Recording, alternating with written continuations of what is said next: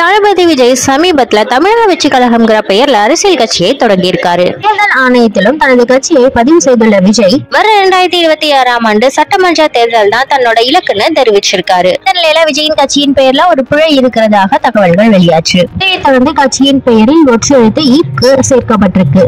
தொடர்ந்து கட்சி பணிகளை தீவிரமாக மேற்கொண்டு வரும் விஜய் நிர்வாகிகளுடன் அடிக்கடி ஆலோசனையும் மேற்கொண்டு வராங்க. தமிழக வெற்றி கழகத்துல 2 கோடி உறுப்பினர்களை சேர்க்கிறதுக்கு விஜய் திட்டமிட்டிருக்கிறதாகவும் இதற்காக பிரத்யேக செயலி ஒன்று உருவாக்கப்பட இருக்கிறதாகவும் தகவல்கள் வெளியாகி இருக்கு. இந்த நிலையில நடிகர் விஜயின் தமிழக வெற்றி கழகத்தோட முதல் மாநாடு குறித்த தகவல் வெளியாகி இருக்கு. அதாவது நடிகர் விஜய் தன்னோட கட்சியின் முதல் மாநாட்டை மதுரையில நடத்துறதுக்கு திட்டமிட்டு இருக்கிறதாக தகவல்கள் வெளியாகி இருக்கு.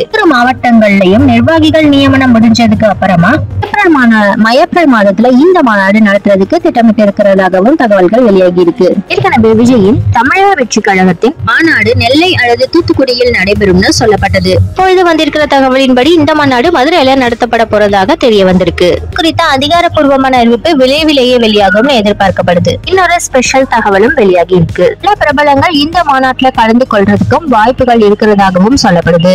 ஆச்சரியமான செய்திகளும் அடுத்தடுத்து வர காத்துக்கிட்டு இருக்கு.